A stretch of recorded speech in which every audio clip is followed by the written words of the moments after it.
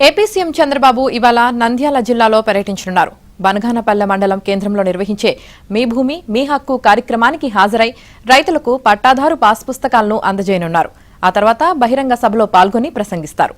మధ్యాహ్నం విశ్రాంతి అనంతరం బనగానపల్లె నియోజకవర్గ టీడీపీ కార్యకర్తలతో సమావేశమవుతారు. సాయంత్రం అమరావతికి చేరుకుంటారు.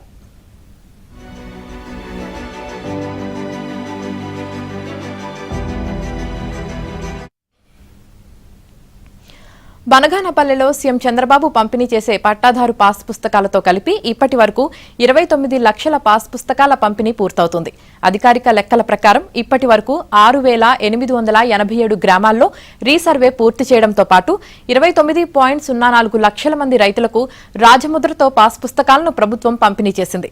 కాగా వచ్చే మార్చి నాటికి 9,929 గ్రామాల్లో రీసర్వే పూర్తి చేసి 64.53 లక్షల పాస్ పుస్తకాలను పంపిణీ చేయాలని ప్రభుత్వం లక్ష్యంగా పెట్టుకుంది.